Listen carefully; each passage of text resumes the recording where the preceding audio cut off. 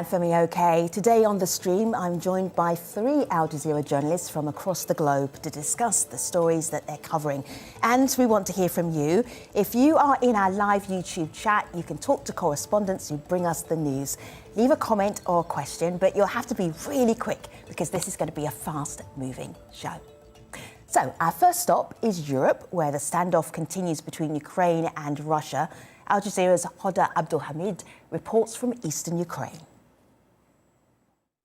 In the Winter Sea, the landscape at the front line of this conflict seems frozen in time. The Ukrainian army is entrenched just a few kilometers north of Donetsk, the stronghold of Russian-backed separatists. The enemy is not far away. 70 to 100 meters. So they can hear us too. Okay. That's good. The army has moved into what is left of the industrial area on the outskirts of Avdiivka. The conflict also seems to be frozen in time, neither side making gains since the war broke out in 2014. Hoda, it's so good to have you on the stream. It's almost like we've lifted you straight off a news bulletin and then bang into the stream. What I would love to do in our chat is to take us really behind the front lines in Ukraine and tell us how Ukrainians are viewing this. Is it a crisis? Is it a crisis for them? Well, actually, Femi, today with the team, we were chatting and we were saying we've got yet to meet a Ukrainian who says, I'm really worried that there's going to be a Russian invasion. They just shrug it off. The one sentence you always hear people saying is that we've been living with the threat of a Russian invasion for the past 8 years. We've been hearing all about it. And then they seem also much more in touch with reality. Many would tell you just, the conditions are not there. It's winter, the sub-zero temperatures, the ground is frozen. The Russians don't have enough troops on the other side of the border to invade. So really, it's a completely different tone than what you hear then from, political leaders, presidents, all that sort of hype that you hear. Nothing on the streets, neither in Kiev or here in eastern Ukraine, where people actually live near the front line and do hear, gunshots, do hear explosions once in a while.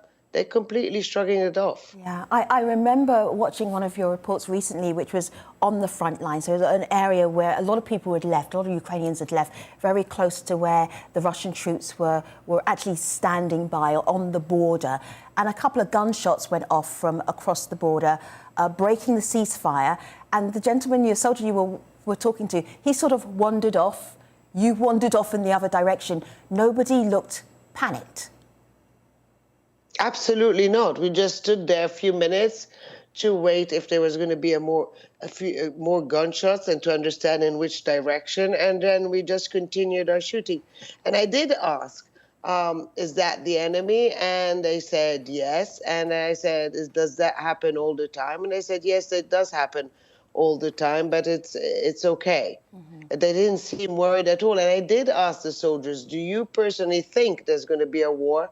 And the ones I spoke to, at least, I didn't speak to everyone, but they also said, no, we don't think it will be at this particular moment in time. It's fascinating getting that sort of first-hand knowledge from soldiers who are waiting to see what might happen. I want to bring in Julia. Julia is from Human Rights Watch. Have a listen to the video that she sent us a little bit earlier, Hoda, and then respond off the back of it. At Human Rights Watch, we have been following the situation unfolding around Ukraine in recent weeks and months with growing concern. But as concerns continue to grow about the threat of a possible large-scale military offensive on Russia's part, it is important to remember that Ukraine has been at war with Russia for nearly 8 years. Ever since Russia occupied Crimean Peninsula in 2014, the plight of civilians in eastern Ukraine who have suffered enormously from the beginning of this conflict, who have had their homes, their hospitals, their schools damaged or destroyed, should be on everyone's mind as we continue to monitor this current escalation in Ukraine. Well, I think she hit it on the nail there. I mean, that's what a lot of people told me here. We've been 8 years at war. This is not something new. It's been ongoing, and we know that at some point there will be an escalation, not yet now. And then, yes, there is a humanitarian situation. I mean, it's not a terrible humanitarian situation because a lot of people have moved cities, have gone to other areas. But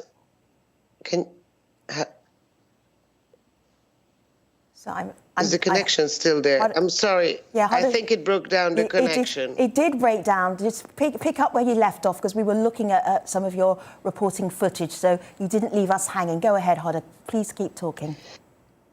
Okay, so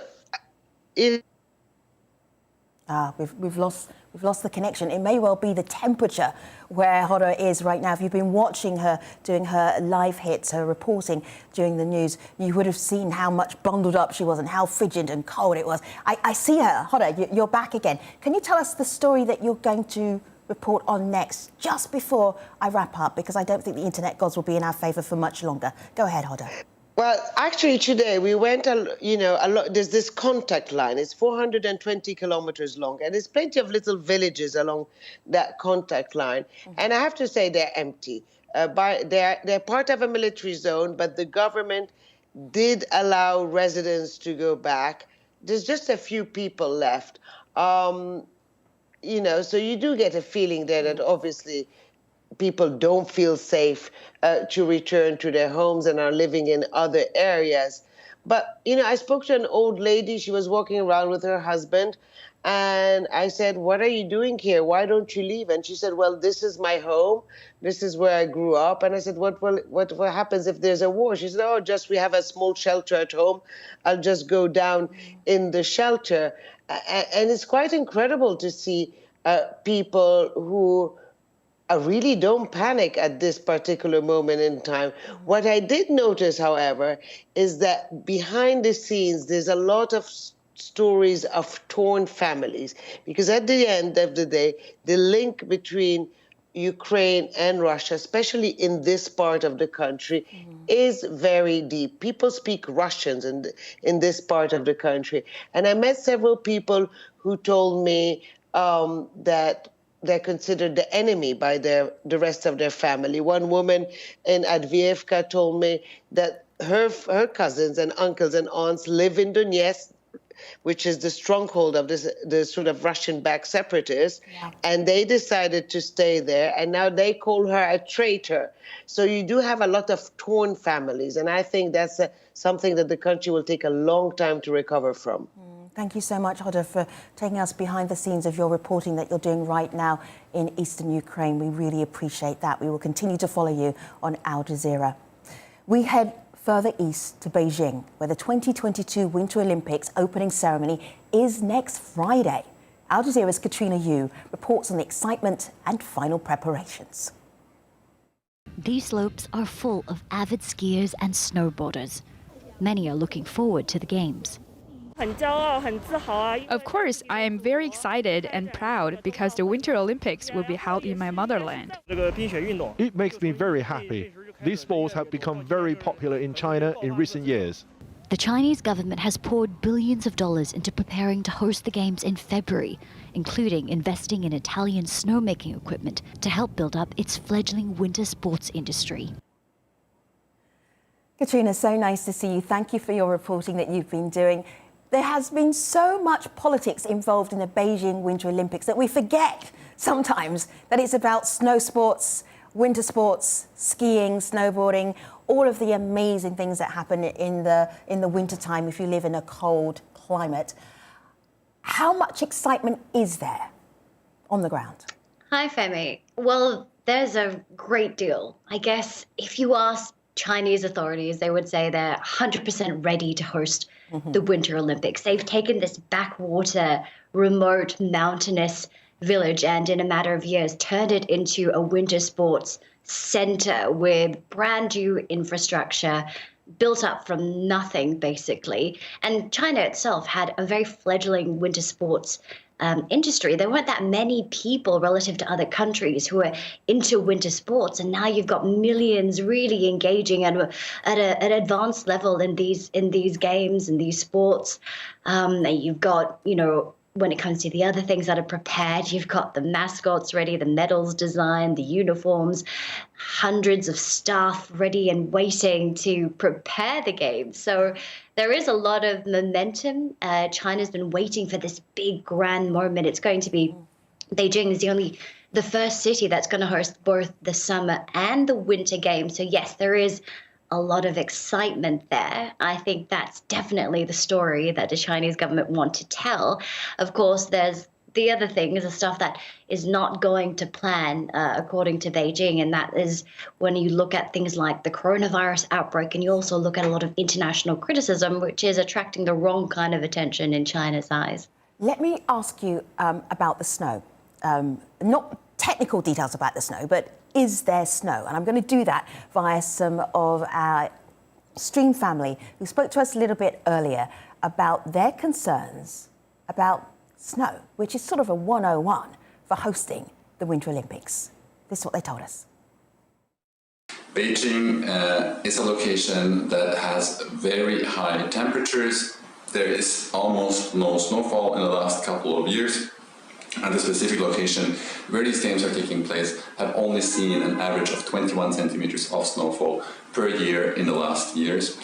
So all the snow has to be produced artificially.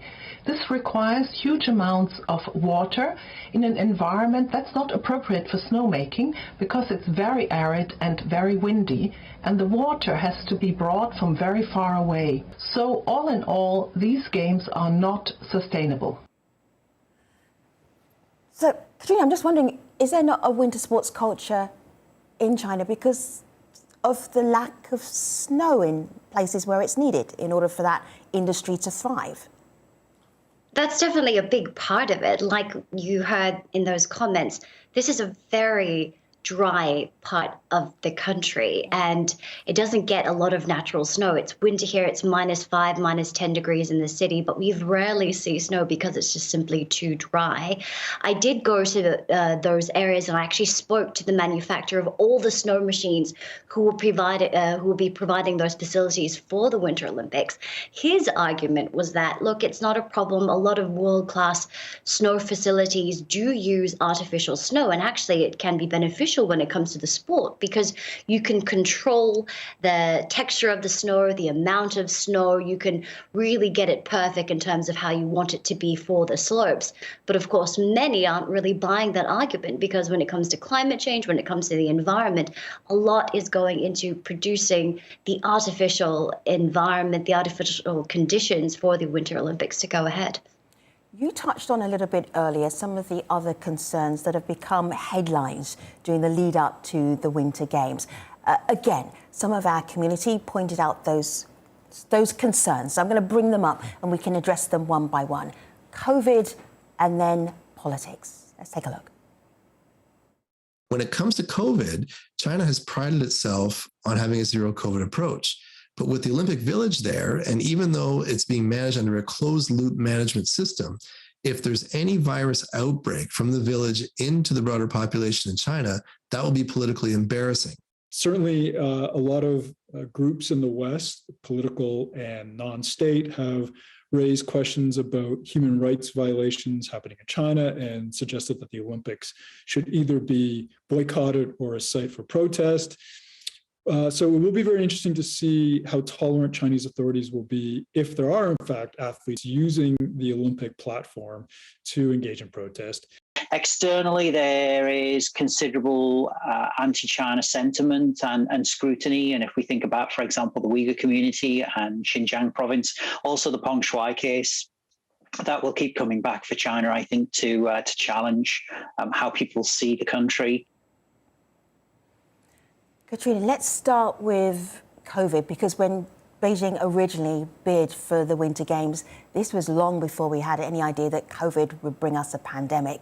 And now it's a major winter sporting event in a situation where people gathering together to enjoy sports, it's going to be very difficult, maybe impossible. Is zero COVID spread Is that possible? How is that being addressed? That's right. So in China, one case of the coronavirus is one case too many. And so we've seen in the broader community, if there's just a few cases identified, you've got mass testing, quarantining, lockdowns in many cases, and all in the effort to get that number back to zero. And it really inhibits this freedom of movement. Now, China, even coming up to the third year of the pandemic, has come under a lot of criticism for this approach. A lot of people saying, look, this is not sustainable. China cannot just isolate itself from the world.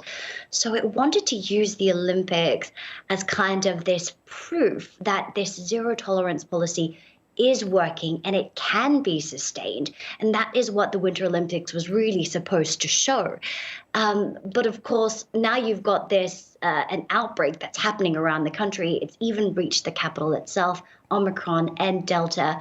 Chinese authorities have really gone through a lot of painstaking effort to make sure that everyone going into the Winter Olympics bubble will be basically sealed off from the rest of the country. You've got here in Beijing these special Winter Olympics lanes, so people coming from the airport will go straight into the bubble. They've warned the public that, for example, if people in these buses, if the bus breaks down, nobody approach the bus like normal police and normal hospital staff are not allowed to approach the buses just in case they get infected. We will find out if this works. We only have to wait 7 days. We're going to find out if this actually works. I have a question for you very quickly.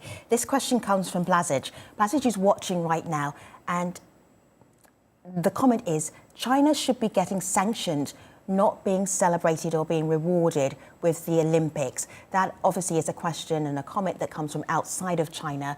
What would be the response from within China?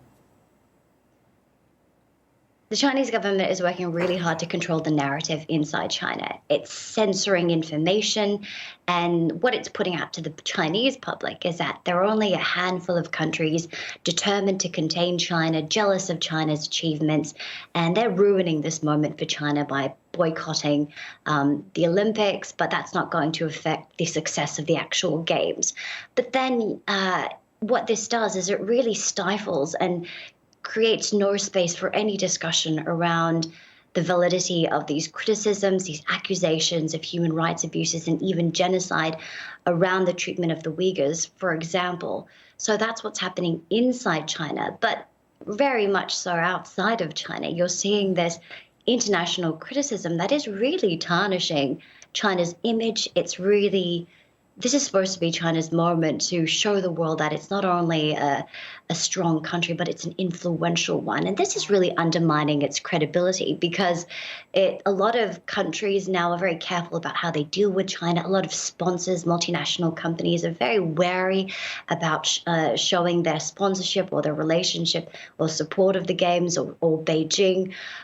So it's almost two worlds. So it will be really interesting to see when the game starts, when you've got all these thousands of participants coming from all over the world, not used to the amount of censorship, not used to this control of information, not used to being silenced when it comes to their opinions about criticizing the Chinese government, going into China, and you've got these worlds colliding. So it'll be interesting to see if these athletes do kick up a stink in Beijing's eyes and express their opinions that are not in line with what the Communist Party wants the Winter Olympics to be about. It will be interesting to see how Beijing does respond, because so far its response has been very a blanket response of, we don't want to politicize sports. There shouldn't be any sports in politics. And they haven't really given much more information. Yeah, I hear you. But sport and politics go together like, I don't know, peanut butter and jelly, fish and chips. So that is going to be an impossible mission. But I cannot wait to see what will happen. February the 4th is when the Winter Olympics begin, and we know we're going to be seeing Katrina Yu on Al Jazeera a lot in the next couple of weeks. But for now, thank you, Katrina, very much. So, our final stop is the US state of Hawaii, where the lack of affordable housing is deeply felt by the indigenous Hawaiian community. Here's AJ Plus producer Julia Muldavin with that story. I've never been homeless before. This is my first time. Sometimes I feel no matter how hard you try, there's always a barrier. here in Hawaii. Native Hawaiians are being priced out of Hawaii. No way could I afford to even live here, just me alone. And that's the sad part of it.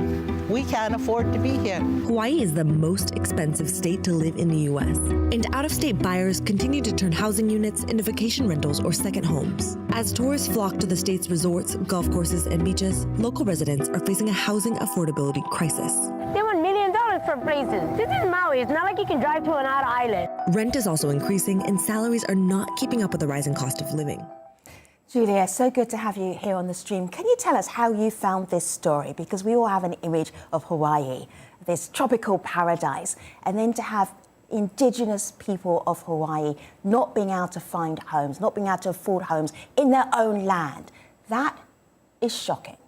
How did you get that story? Yeah. I mean, I think that I agree with you that it is shocking. The story is carried out in different places in the U.S. and the world. But I actually was going to Maui due to another stormwater going to be coming today. But I'm hearing this thing over and again where people just talked about housing affordability. So I was talking to dozens and dozens of people around this other story that I was working on, and more people told me, oh no, if I didn't have a paycheck, if I didn't have this next paycheck, I wouldn't be able to stay on this island. And something about that just kind of struck a chord with me, because Hawaii is so far from the U.S. and a state in 1959. So when these people, they are keep the island, they have moved some miles. So Julia, I'm just going to pause us for a moment because your audio is not fantastic. So we're going to fix the audio, but in the meantime, I'm going to bring in somebody who you met, who talked about the challenge of being a Hawaiian, an Indigenous Hawaiian, and not being able to afford a home without all of the family piling in. This is Carol Lee Kamakon. These homes can run about $850 and up to $1 million. Not because of the houses and the way they look, because of the location of the houses. Is that affordable for a Kanaka Maoli? No. Not even if you're working 3 jobs with 2 incomes in the household. So that's why Kanaka Maoli have a lot of multi-generational homes where you have 2, 3, possibly even 4 generations living in one household, just so that we could survive and live here at home. So Julia's documentary is very short. It's like a mini documentary. It's only 8 minutes long. I'm going to show you here on YouTube where you can see it, because then you'll get the full story. It's called Why Can't Hawaiians Afford to Live in Hawaii? Why can't Hawaiians afford to live in Hawaii? There are solutions. There are solutions from local authorities who are working out how do we give land to Indigenous Hawaiians. There is a list, but that list takes a really long time to get on that list. I want to bring in somebody that we talked to earlier to get us a better idea of how you solve this problem. Her name is Catherine Monet. If we are truly serious about addressing this issue, the state of Hawaii and the federal government would get creative about ways to bring more affordable housing to bear and pairing that housing with the services and supports that may be needed by anyone in a culturally relevant and competent way, such that we can truly have a state of people where everyone thrives. Julia, there should be a solution to this problem. When you were reporting it, what did you come up with? Yeah, I mean, that's a good question. It's also a very big question. I think that there are a lot of experts that are working on this, and there are a lot of policies that people are working on, including trying to put caps on Airbnbs and vacation rentals and condos, and limiting the number of homes that out-of-state buyers can own, putting on a certain amount of percentage of affordable housing units in every new development. I think the issue is that there is this kind of patchwork of policies, and there's still people that are falling through the cracks. Right. Like we saw with Carol Lee Kamakona and Jessica, a lot of the times it's a lack of resources, a lack of access to knowledge about those resources, which was partially what was happening in Jessica's case, is not having those available. Thank you so much, Julia, for sharing your story with us. Have a look here on my laptop. We have 3 Al Jazeera reporters on today's show. Here we go. We had Hoda Abdel-Hamid, Julia Muldavin, we just heard from Julia, and of course, Katrina Yu. Thanks for watching. See you next time.